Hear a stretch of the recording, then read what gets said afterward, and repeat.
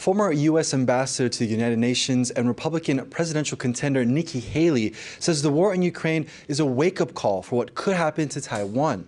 Addressing the media here in Taipei, she says that it's important for the world and the U.S. to not get distracted about the threats facing Taiwan, highlighting China as the biggest threat. Brushing off comments from Trump about Taiwan not paying enough for its defense, she thinks that the U.S. needs to do more to offer help to deter a conflict in the Taiwan Strait. I think the United States should immediately increase its training that we do with the Taiwanese military on all aspects. I also think that we should increase the amount of weapons that we send to Taiwan so that they can be prepared. Haley has been in Taiwan for the past few days, speaking at a forum here in Taipei, advocating for Taiwan to become an observer in the UN, also meeting with President Lai Ching-te. Her visit comes just a few months before the U.S. presidential elections. Haley, once a presidential contender, has thrown her support behind Donald Trump, as she thinks he is the better choice for the U.S. to show strength in the face of China's aggression.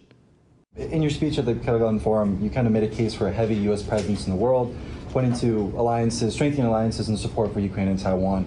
And endorsing Donald Trump for president, he seems to have maybe different views on that issue, but do you think a second Donald Trump presidency would bring the U.S. closer to that role that you're envisioning rather than a Harris administration would?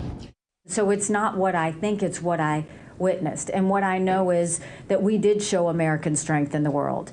And you saw that we pushed back against China. What I would assume is Kamala Harris is going to do exactly what Joe Biden has done. When Hamas invaded Israel, when Russia invaded Ukraine, where was Kamala Harris? She was in the Situation Room right next to Joe Biden.